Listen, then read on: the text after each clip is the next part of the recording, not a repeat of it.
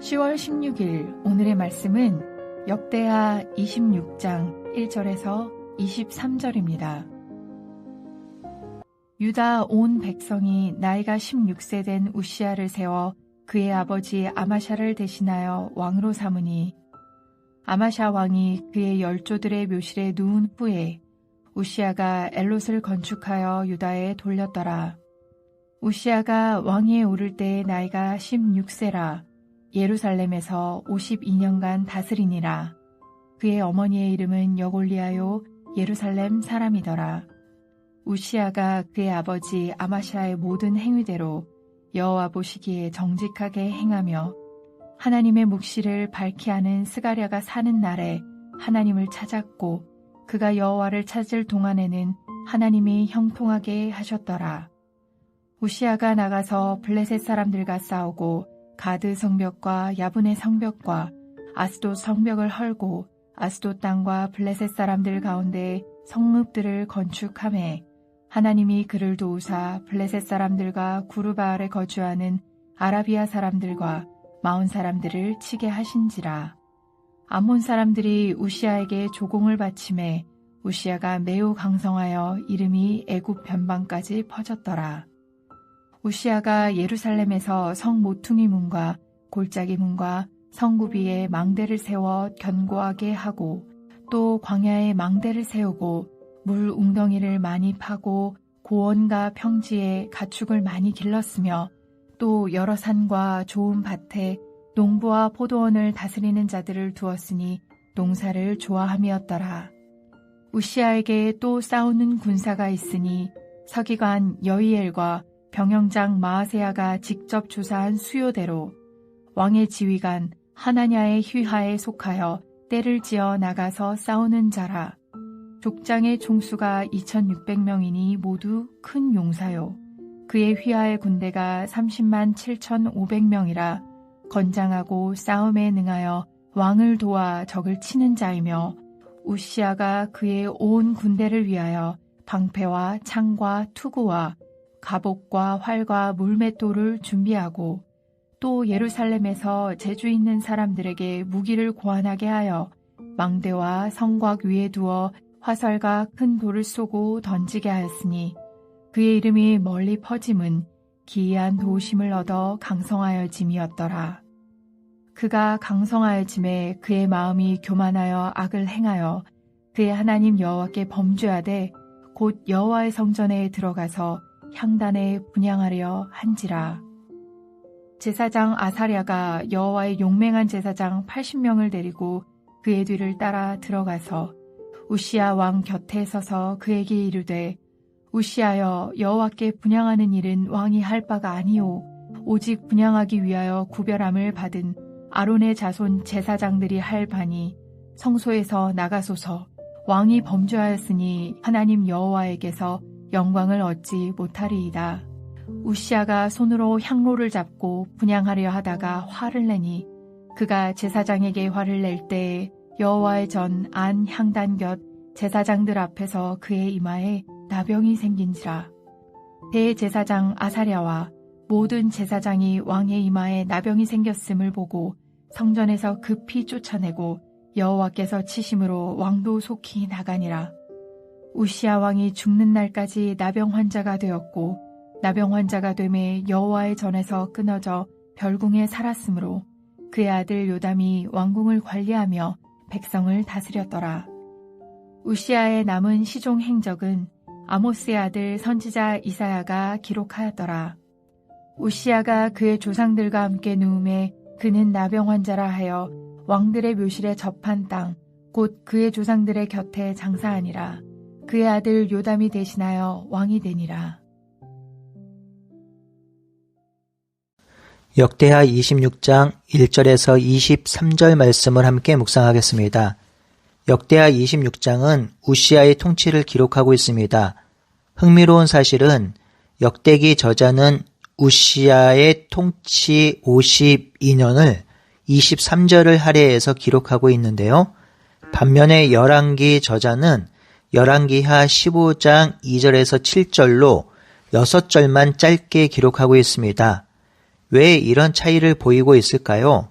그것은 열왕기서와 역대기서의 기록 시기와 기록 목적이 다르기 때문입니다. 열왕기는 남유다와 북이스라엘을 다 기록하고 있지요. 하지만 역대기는 남유다의 왕들만 기록합니다. 왜 그렇게 기록되었을까요? 열왕기서는 포로에 잡혀갔을 때 기록되었습니다. 그러니 우리가 왜 망했는지, 왜 심판을 받게 되었는지를 말해주고 있지요. 그래서 북이스라엘과 남유다의 역사가 모두 기록되어 있습니다. 하지만 역대기는 포로에서 돌아온 후 기록되었습니다. 그러니 역대기는 우리가 왜 이곳으로 다시 돌아왔는지, 우리에게 희망은 있는지, 또한 어떻게 하면 우리가 회복될 수 있는지 그런 관점에서 기록된 것이지요. 그러니 이때는 북이스라엘은 기록되지 않았고 남유다의 역사만 기록한 것이지요. 이 우시야 왕의 통치 기간은 상당히 깁니다. 52년간 통치했지요. 하지만 실제적으로 52년간 왕직을 감당한 것은 아닙니다. 52년이라는 긴 세월 동안 왕으로 있었지만 처음 9년은 아버지 아마샤가 포로로 잡혀간 기간 동안에 재임했었고 15년은 포로에서 돌아와 예루살렘에서 같이 지내던 때에 왕의 역할을 수행했습니다. 그러니 우시아의 통치 52년 가운데 24년은 아버지 아마샤 왕을 대신해서 섭정했던 때이고요. 그 뒤 마지막 10년은 문둥병에 걸린 채로 살았습니다.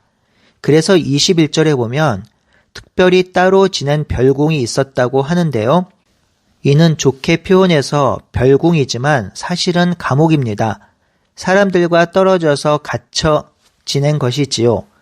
이 별궁에서 지낼 때는 아들인 요담이 실제로는 왕의 역할을 수행했습니다. 그러니 우시야 왕이 제대로 왕의 역할의 직무를 감당할 수 있었던 때는 아버지를 대신해서 섭정한 기간 24년과 뒤에 별궁에서 지낸 기간 10년 합치면 34년을 빼면 실제로는 온전히 왕의 직무를 감당했던 기간은 18년이 됩니다. 이 우시아의 인생은 크게 두 부분으로 나눌 수 있습니다.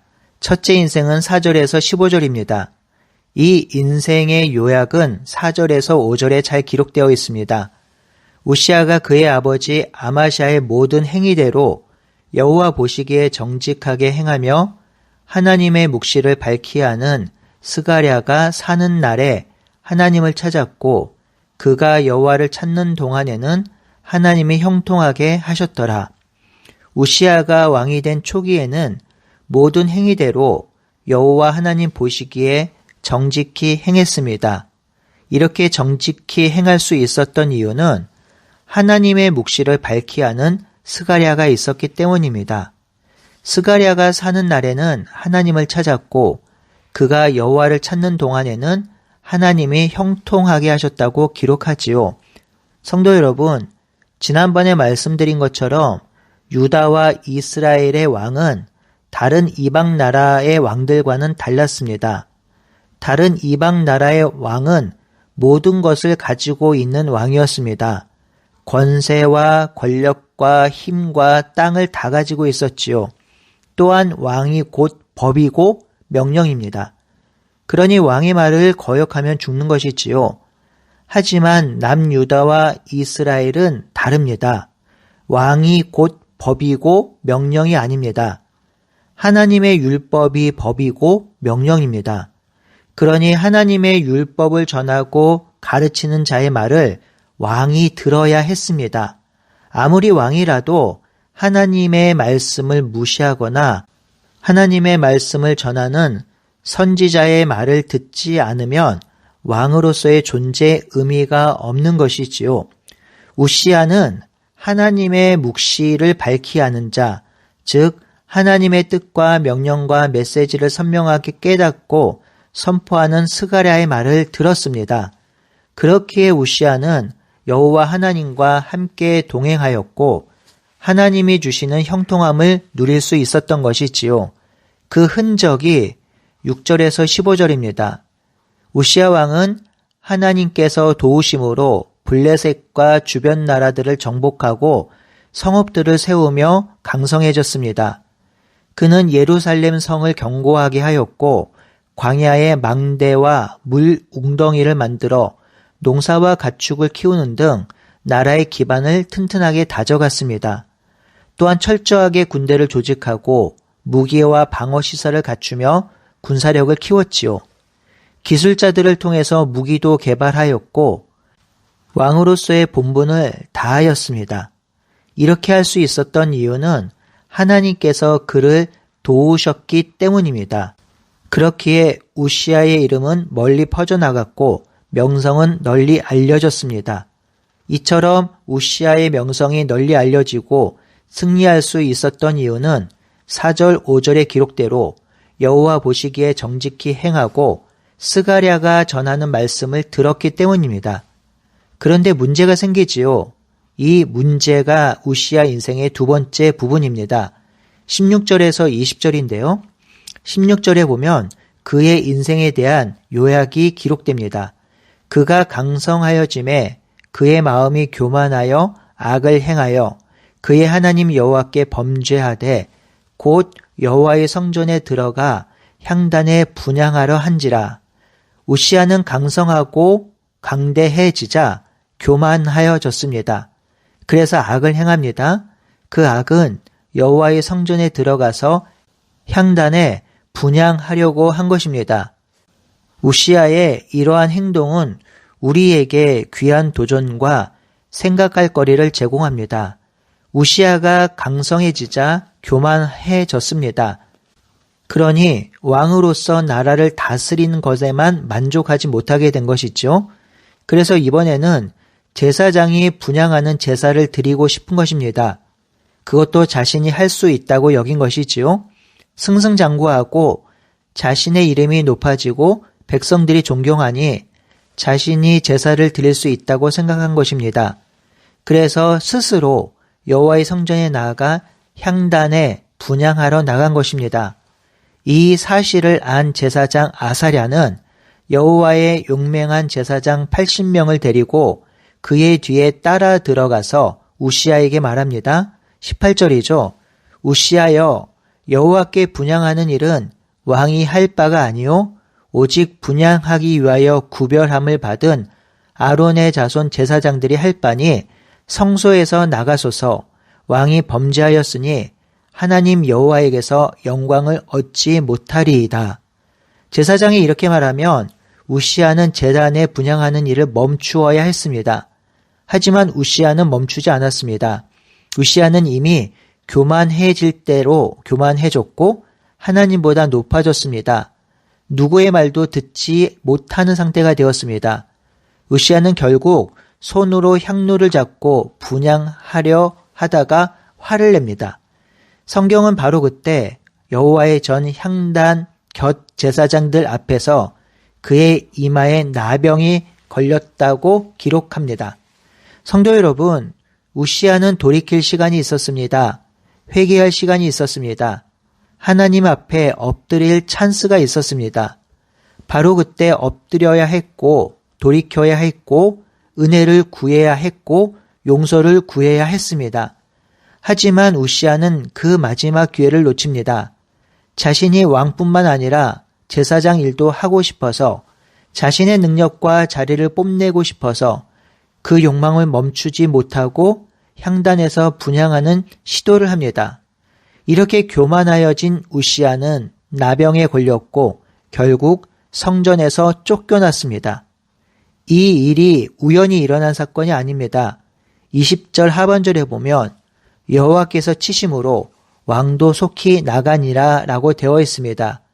이 일은 하나님께서 행하신 일이며 하나님께서 내리신 심판입니다. 이러한 비슷한 사례가 또 있지요. 바로 사울 왕입니다. 사울이 블레셋과 전쟁을 할 때 사무엘 선지자가 빨리 안 오는 거예요. 그러니까 마음이 급해져서 자기가 제사를 드리려 하거든요. 이 일로 사울이 하나님께 버림을 받게 되는데요.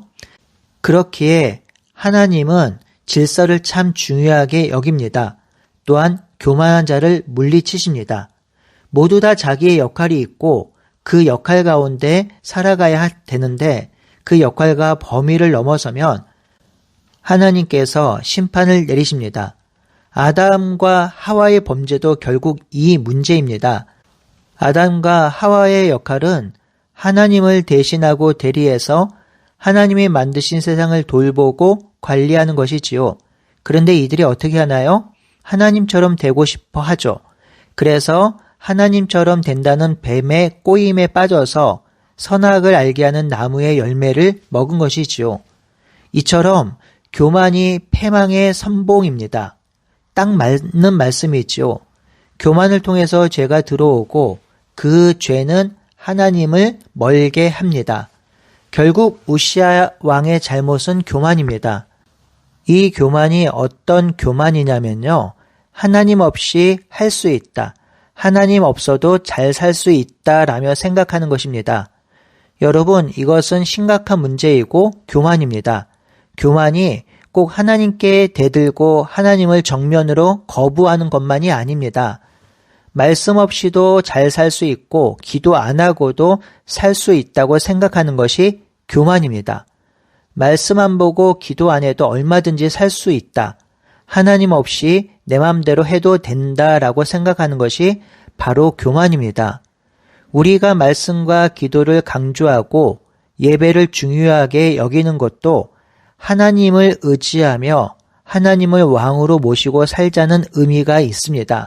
내 삶의 주인이 내가 아니라 왕 대신 하나님이며 그리스도 대신 예수임을 우리가 인정하고 살아가는 것이 바로 하나님의 뜻 가운데 살아가는 것입니다. 사랑하는 성도 여러분, 하나님 없이 사는 것, 하나님보다 높아지는 것, 내가 내 인생 책임지겠다고 생각하는 것이 교만입니다. 기도하지 않고 말씀과 동행하지 않고 사는 것 또한 교만입니다. 그러니 오늘 하루도 내 일상과 삶을 돌아보면서 하나님의 뜻이 아닌, 그리고 하나님께서 가르쳐 주신 것이 아닌 내 뜻과 내 마음대로 사는 것이 교만임을 다시 한번 깨닫고 그런 삶의 모양이 있다면 하나님께 용서하고 회개하고 하나님의 뜻 가운데 살아가는 우리 모두가 되길 바라고 소원합니다. 함께 기도하겠습니다.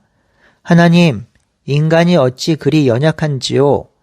하나님의 뜻대로 살다가 잘 되고 승승장구하면 이것이 자기의 능력으로 된 것이라 생각하여 교만하여집니다. 하나님, 인간의 이러한 연약함을 돌아보시고 우리를 긍휼히 여기시고 붙들어 주셔서 우리 안에 선한 마음을 허락하여 주시옵소서. 하나님과 더불어 살게 하여 주시고 우리의 인생을 하나님 앞에 의탁하며 살게 하여 주시옵소서.